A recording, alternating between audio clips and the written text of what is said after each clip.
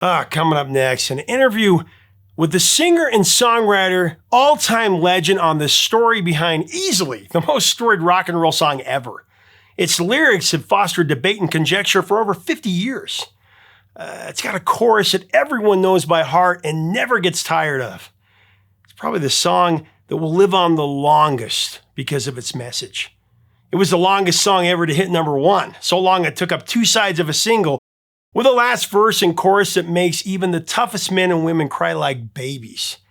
The story, straight from the legend, is next on Professor of Rock. Hey music junkies, Professor of Rock, always here to celebrate the greatest artists and the greatest songs of all time. You know, if you remember your mom reading the Dear Abby column in your local newspaper, you're going to dig this channel of deep musical nostalgia. Make sure to subscribe below right now. Click the big red button so you know daily features and interviews come out. Also, check out our Patreon page for even more content. Today, we've got a very special episode of Professor of Rock. If there was an episode you could watch, this would be the one. I have a question for you. Do you believe in rock and roll? And do you believe that music can save your mortal soul? I do.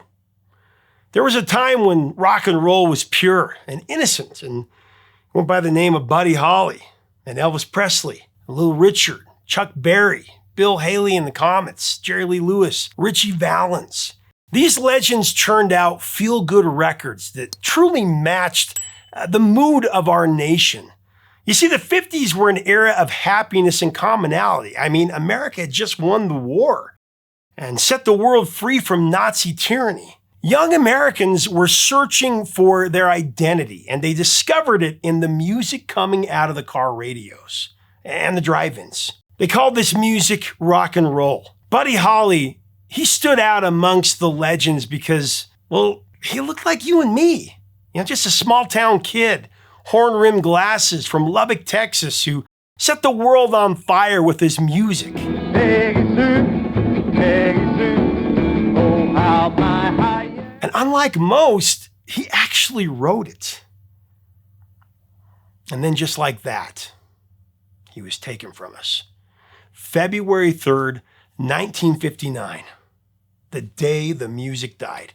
Buddy Holly, Ritchie Valens, and the Big Bopper were killed in a plane crash. The next 4 years, our nation would lose its innocence. That same year, Don McLean was 13 years old. He would see Holly's death as the beginning of a chain of events that would challenge the hope and the purity of a lost era. From that, he would write a song that would capture the imagination of the nation like very few in history. I'm telling you. For Don McLean, the transition from the simple innocence of childhood to the dismal realities of adulthood, that began with the deaths of his father and Buddy Holly, and it would conclude with the murder of President John F. Kennedy in 1963, which was the start of a more difficult time for America. You had the civil rights movement, you had Vietnam, you had the deaths of Bobby Kennedy and Martin Luther King. And that's just naming a few things. At over 8 minutes long, American Pie was the longest song to ever hit number one on the charts. At first, the label released it in 2 parts, but DJs began playing it in full because of its story. The song is a saga of a dozen years in rock and roll and American society. Though McLean has never fully admitted to the meaning behind the lyrics exactly, the song takes us from his wonder years of the 50s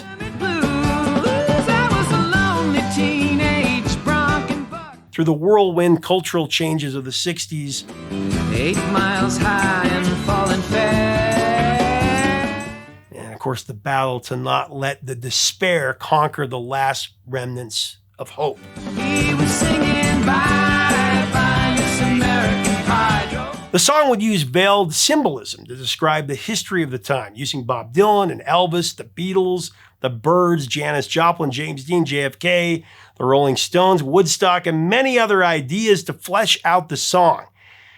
Telling the heart-wrenching story of not only the death of rock and roll in its purity in the 50s and early 60s, but the loss of innocence for America as a nation throughout the 60s into the 70s.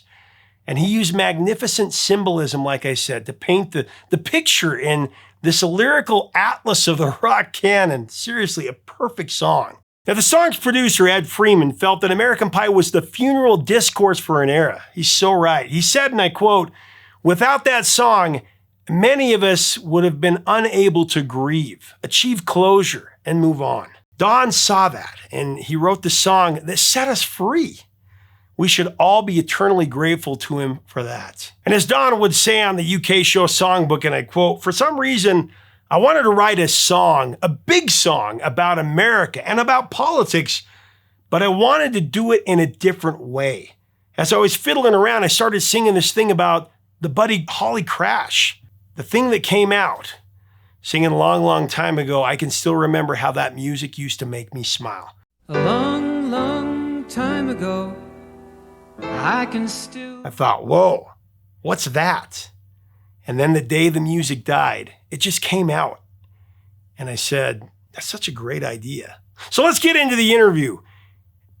Man, this is a good one. I learned so many new revelations about this song. As we get into this interview, I do want to thank our sponsor, Zenni Eyewear.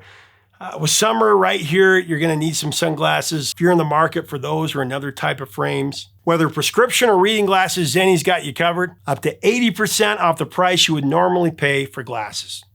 Just click on our info button right up here to get the POR rate. Here is Don McLean. There are only a few songs in the history of popular music that are great puzzles, great mysteries, poetic, romantic, heart-wrenching, honest, and supreme connectors that link every generation. To me, American Pie fits that criteria better than any song in history. Don, American Pie isn't just the most storied and romantic song written about rock and roll, but I think it's the prime instigator of rock and roll folklore altogether. The day the music died. Well, February 3rd, 1959, the day the music died, you were 13 years old. And it is like Buddy Holly's death seemed like a transition from the innocence of childhood to the realities of adulthood. When he died, I was at my apex as a young person involved in music and everything else. And when that crash happened, I just obsessed over it. You know, I listened to his records all the time. I would look at those pictures of him, like the one on Buddy Holly's Story, you know, and the Buddy Holly Story Volume 2, you know, and that kind of stuff. And I communed with it, really, and then found my way into the music business on my own, never forgetting about him. You know, I'm an old guy now, and I've done a little thinking about, you know, my life, and I realized that I love the romance of being a singer and a songwriter and a performer, and I love America, the power of the country, and I would see it from that perspective,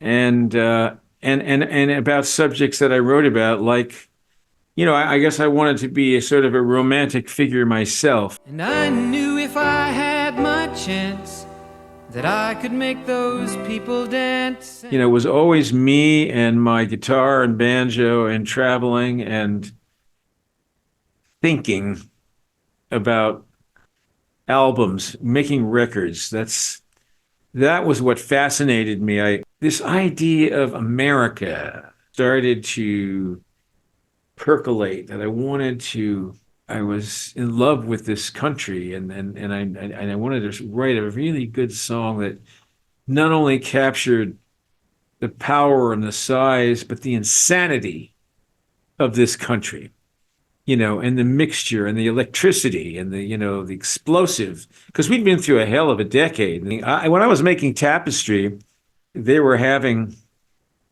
massive demonstrations in Berkeley, California, where I made the record, and guys would get gassed coming to the sessions with tear gas. So I was in the middle of all this, you know, and I didn't want to be anywhere near it, but here I was in the middle of it. So anyway, Seeger brought us to he brought us to the Newport Folk Festival the weekend that they landed a man on the moon. And you have no idea what the vibe was in this place. Well, the Everly Brothers were the stars of the show. So there were my idols, the Everlys, And I knew that they knew Buddy Holly very well. So when later on they were standing talking, and I was just a kid, I walked up to Phil Everly and I asked him about Buddy Holly, and he was very nice. He said, "Oh yes, Buddy had to take the plane to do his laundry."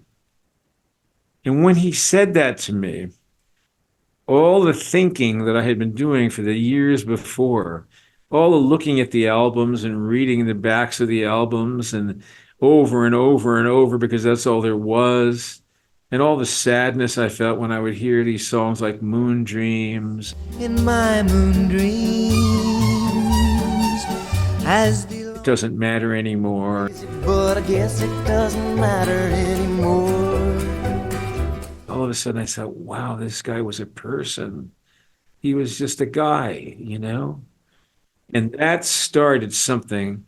And then I went back to my little house and I had my little tape recorder and I sang a long, long time ago.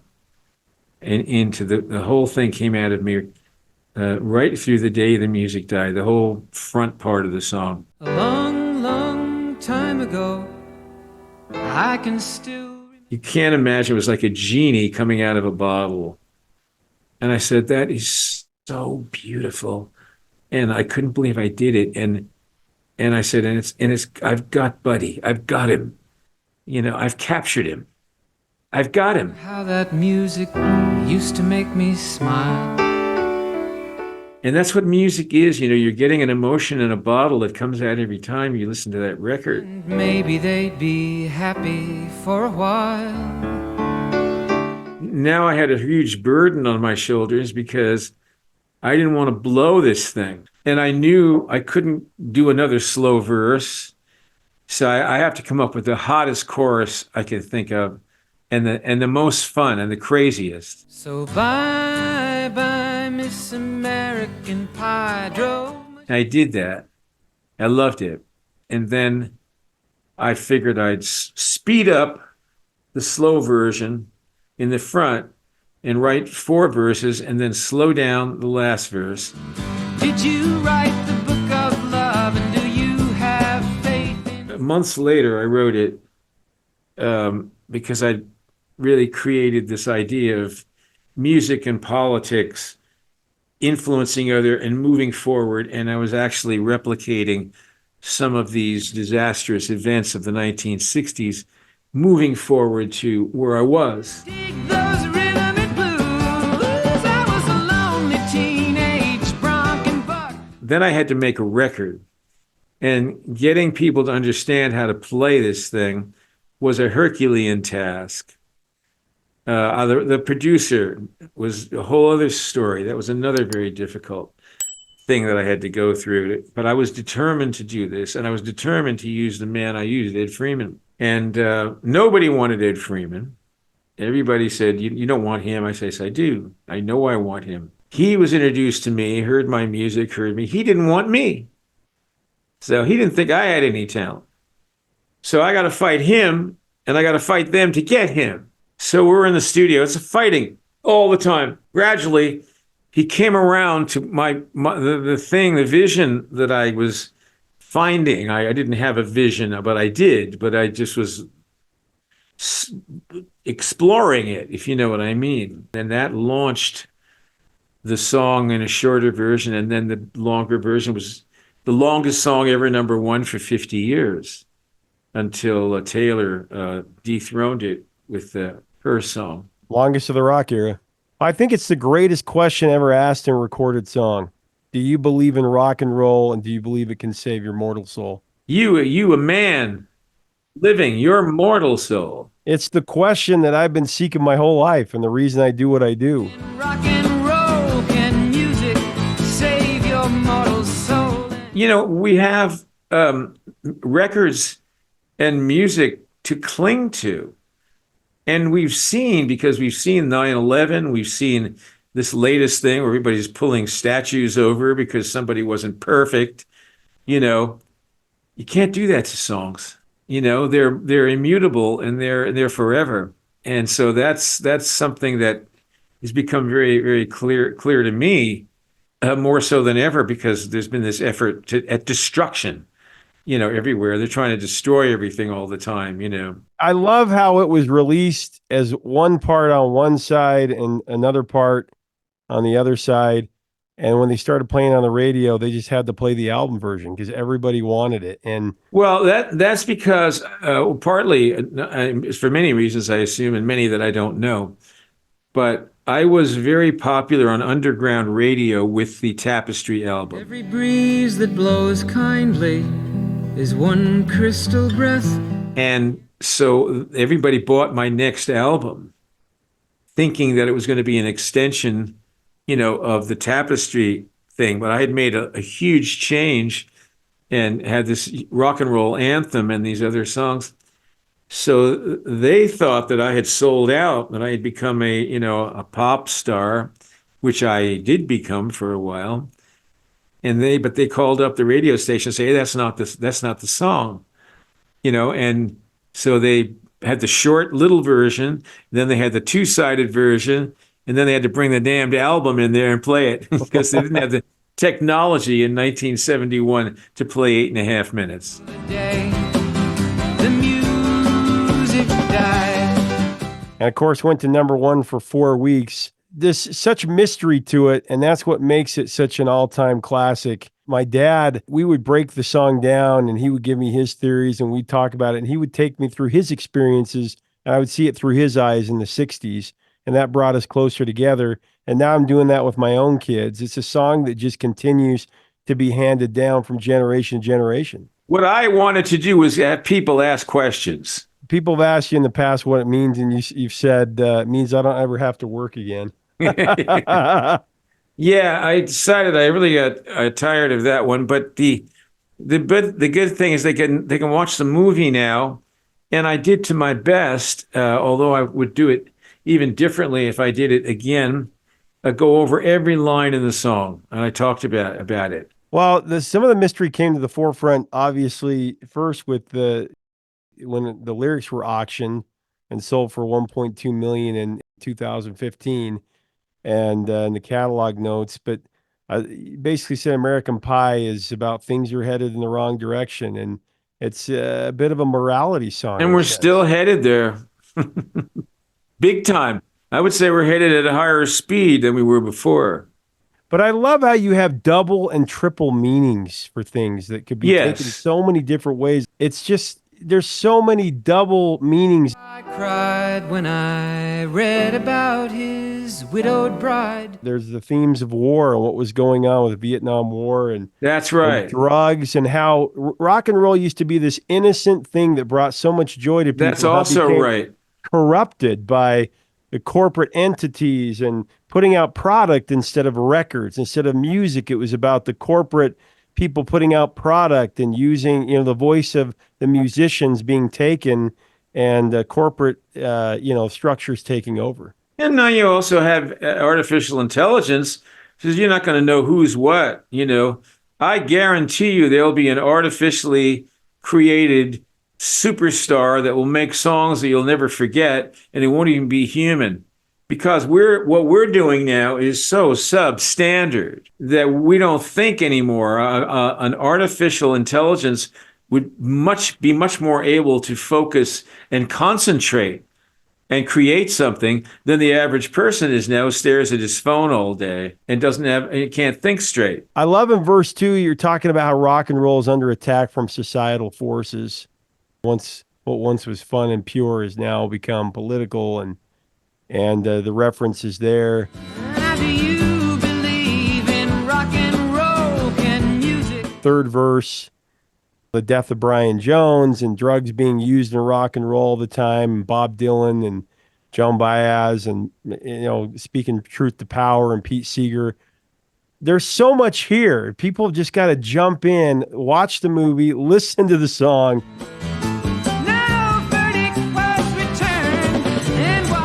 I think the movie will help them. I think they'll get some idea of the fact that basically I was just a little, white boy from New Rochelle who was following a dream, and along the way had all these experiences, and then telescoped it into this thing that I was able to successfully record.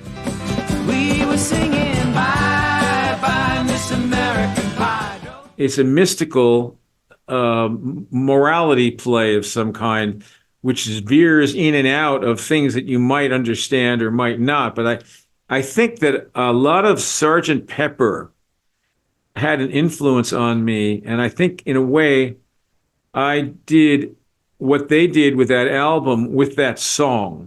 Try to take you on a trip of some sort without the London Philharmonic, but with words. The end is so perfect in verse 6, where you talked about going down the sacred store where I'd heard the music years before, but the music wouldn't play. But the man there said the music wouldn't play. And then when you say, but not a word was spoken, the church bells all were broken, and the three men I admire most, the Father, Son, and the Holy Ghost, they caught the last train for the coast, the day the music died. And then when you go into that final chorus, I mean, that is, it's spiritual. It really moves people. It's moved me in my life, and it's meant so much. Tell me a little bit of your feelings on that last verse. All the feeling is in the singing and in the verse. I mean, I really,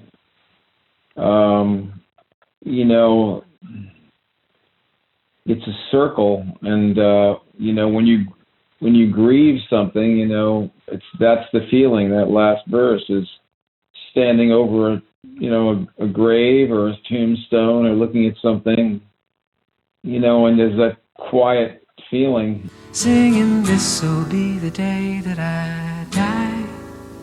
For American Pie, you said as much of it is impressionism, but what do you hope that the generations down the road take from American Pie? What is the overreaching ideal that you hope that they take from it? Well, I certainly hope that they will realize that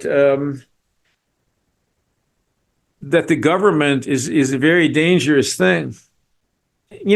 Even Seeger, who I admired very much, he had an alternative agenda. He was a communist. So he was always interested in undermining Americans' beliefs in things, and I didn't like that. He sang a song by Malvina Reynolds called Little Boxes. Little boxes on the hillside, little boxes made of sticky. And that's kind of what I got fed up with him about. I said, you know what? You have no idea how discriminatory that is. My grandparents came from Italy. They would love to have a little box and send their kids to school and to summer camp. The children go to summer camp and then to the university. That's a rich man's song, a spoiled rich man's song, who looks down his nose at the average working guy who would aspire to those things. That's an awful song. And I told him to his face. My mother used to say, what you have in your heart comes out your mouth. And she was Italian, and she said, what you have in your heart comes out your mouth. You don't edit. And I guess I don't. So that's really, the songs speak for themselves. Well, I tell you, many questions remain unanswered in this song, but the one question that we do know the answer to, Don. Yes. Do you believe in rock and roll, and do you believe and we it can do. save your mortal soul? We do. and it can save your mortal soul. It saved my soul. I got to say, if you had to dial it down to just one song to capture American rock and roll in its elegance and its triumph, I can't think of a song that would top American Pie. No hit single to ever grace the charts has ever been so intricate and cryptic, cramming so much interpretation into so enthralling a music package. That final verse gets me every time. I'm not kidding. I've heard this song 1,000 times or more, and I always shed a tear when he sings, I went down to the sacred store where I'd heard the music years before, but the man there said the music wouldn't play. In the streets, the children screamed, the lovers cried, and the poets dreamed, but not a word was spoken. The church bells all were broken.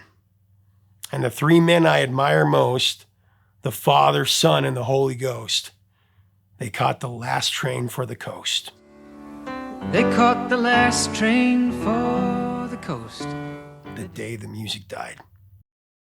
Man, in the moment we're in right now, if that doesn't speak volumes to everyone within the sound of my voice, I don't know what does. It's the moment we're in right now. God help us. At its heart, American Pie is a celebration of rock and roll and its power to resurrect our souls. In remembrance of the great Buddy Holly, I leave you with the last chorus of Don McLean's beautiful, perfect song. You know the words by heart. Please sing along. Bye, bye, Miss American Pie. Leave us a comment about American Pie. Get emotional talking about American Pie. What are your memories of it? Would you like me to do a blow-by-blow lyrical breakdown of the song in a future episode? Because I know what every single reference means, all the symbolism. I really do. I've studied it for so many years. I've read books on it. I've talked to my dad about it. It's just awesome. Let us know in the comments below. Until next time, 3 chords and the truth, my friends.